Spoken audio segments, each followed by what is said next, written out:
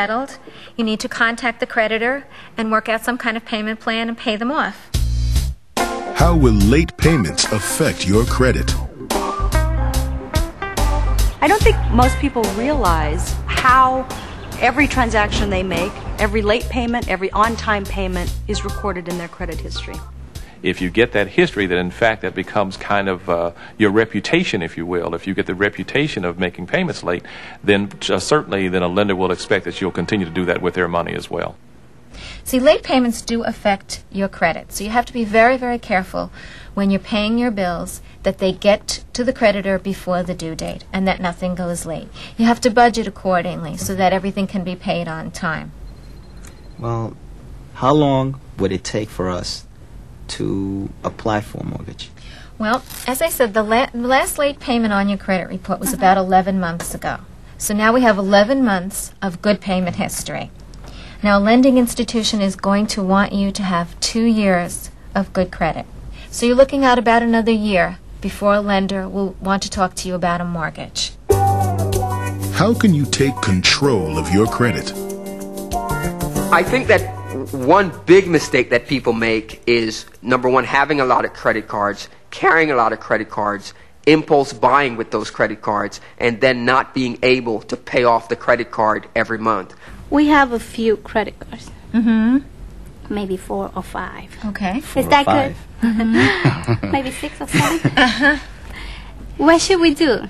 Because even if we don't use it. It's a good idea to close the accounts that you don't use and that you know that you're not going to use, because they represent a credit ability. In other words, you can go out now and charge an additional $500 if that card you never use has a credit limit of $500. So it is a good idea to close the cards that you don't use.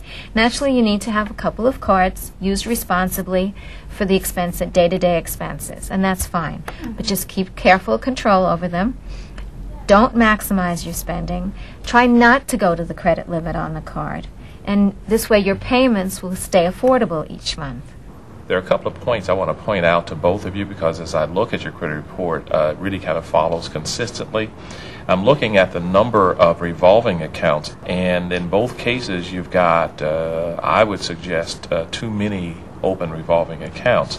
In your case, Sarah, you've got 12 open accounts, which I think are a lot. And in your case, Charles, it looks like you still have something like 17 open accounts. It's just amazing looking at this. It really is eye-opening, because it's... You didn't know you had one. Well, you don't know. I mean, you forget. You know you have it, but you're like, how could that still be there? I mean, this has been years, and you just sort of, it just sort of stays there. Yeah, you assume that all of these things are just going to go away because you haven't used them. Right. And that's just not the case. Well, so these little accounts that you open at a store, you know, it's a first-time purchase and they give you a, percentage off or whatever. Mm-hmm. While it's now inactive, in fact, if you went into the particular store, in fact, you could bring this right back up again and they would activate it. So even if you cut up a credit card, you just literally take scissors and cut it up, your account is not closed. No, it's not at all. All you've really done is just cut up the instrument for use of credit cards, but the relationship still exists. In order for the credit to be closed, you've got to write a letter and ask that they close the account. If you don't take that step, for all intents and purposes, you can always call and get a replacement card.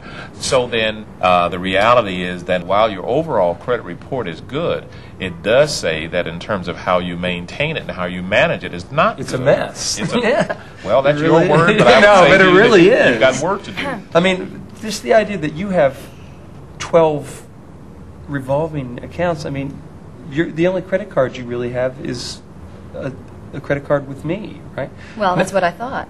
Yeah. I mean, Well, that is the message we're talking about here, is that the credit is your responsibility to manage. It's not up to stores to manage it for you. That's something that you have to do, and again, as long as you stay on top of it every year, you should never have any difficulty with whatever you want to do in terms of credit purchases in the future. Establishing good credit is the first giant step in the home buying process. Call the Fannie Mae Foundation toll-free at 1-800-599-5300 for a copy of Knowing and Understanding Your Credit, their free guide to what credit is and how to make it work for you. This guide is great for people who are on the path to home ownership, but it also is very helpful for people that might have credit problems and maybe think that they won't be able to buy a home. You'll find budget worksheets, tips on managing household finances, and ideas on cutting expenses. And to help you reach your goals, you'll also receive a list of credit counselors and mortgage lenders in your area. A home of your own. It's part of the American dream, and good credit can help you achieve it. So call the Fannie Mae Foundation at 1-800-599-5300 for your free copy of Knowing and Understanding Your Credit. And if you call now, you'll also receive Opening the Door to a Home of Your Own, their step-by-step guide on the home buying process. What about playing the credit card game? Very bad game to play. You mean transferring balances Yes. from one card to another as you see low interest rates? I like to do that. she's Not a good really idea. good at it. She's really good at it. Well, what can happen there, before that balance clears up on card 1, it can appear on card 2. Now it looks like you owe twice as much. If you do use a credit card, make sure that your credit card has a low finance charge, low interest, and use one that doesn't have an annual fee. Well, I always knew I had bad credit, and at first I didn't think about it. You think it's going to go away by itself, and then when you realize it's not, you just have to, I guess, be mature and do something about it. Bad situations really come up in just about everybody's life, but the difference is how you manage it when it does occur. One of the things that I try to recommend to people, that whether it's a hospital bill or any other bill, that you talk with the creditor to let them know what's going on and never try to run away from the problem. I guess I thought in the future I wanted to own something, and I knew I would have to clean up my credit, so I started preparing myself. I started getting my credit together. Yes. The first thing I did was get my credit reports from the credit agencies and saw what was on it. Then I called up everyone that I owed money to, and I got a payment plan. I thought when I first started calling they would be a little mean and, wouldn't want to be flexible. And then I realized that let me speak to them very nicely and tell them what I can afford. I would like to make a payment every 2 weeks when I get paid.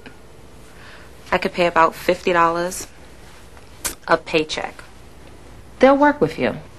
Okay, and who do I send it to? P.O. Box 53, Denver. So all you have to do is get the courage to call them and just start paying it off. How can a budget help? Budgeting family finances is almost a lost art. Many of us can remember seeing parents who, had little envelopes that they assigned to the rent and the utilities. However, today it's very commonplace for people to cash their check and just spend the money. I've never sat down and worked out a budget. You have? Well, but then life changes and you purchase something else. Well, actually, it happens in my head. It is intuitive, and that I know that this paycheck will pay for this bill, and I know how much the bill will be usually, and it really is mostly in my head. The way I pay my bills, I realize, and as an adult, is the way my father paid his bills. And it's really unbelievable to me that I do exactly what he did. As the bills come in, I tear off the statement, I prepare it, and then I put it in my drawer. And then on the 15th of the month, typically, I pull them out and I write out of the checks and I pay my bills. I watched my father do that, and that's the way I ended up doing it. If you didn't have a parent who you observed doing that, then you need to set up sort of a process for yourself. I have a great system for paying my bills. As soon as I get paid, I call the bank up, make sure my money's deposited into my account, check off whatever checks are cleared. I keep all my bills. Whenever a bill comes to my house, I rip off the stub and put it in my purse. And I have a system. I get paid every 2 weeks. What bills I'm going to pay at that pay period. And I'll sit at my desk as soon as I get paid and write off my bills. That's the first thing that goes, is the bills. And I take the stamps, mail it, and then I'll have my play money later. Budgeting is a good idea because it lets you balance your finances. It's hard because we try to keep track of the expenses every month, but it's like every month is different. Well, creating a budget, first thing, of course, is you list your income, and not necessarily your gross monthly income. What do you actually take home? Then you need to make a list of your expenses. Your rent, any installment loan of any kind, that's fixed. You also need to budget for some of your variable expenses like food and clothing. And then, of course, there are the quarterly expenses. For example, car insurance might be paid quarterly. So for something that's paid quarterly, look at the yearly premium divided by 12, and that's your monthly expense. When you see what's left from your take-home pay, after you've deducted the expenses that you have each month, hopefully you'll assign some of that money into savings. The first thing that you can do is get on a budget. A lot of people, once they straighten out their credit, they feel free. And they go out and they go on a buying spree. And that's the worst thing that you can do. Do you splurge? Do you splurge on yourself? Sometimes if I save for it. I won't buy it that month, but I'll save for it, and maybe months down the line I'll be able to afford it. That's a good thing. We spend so much money on clothes.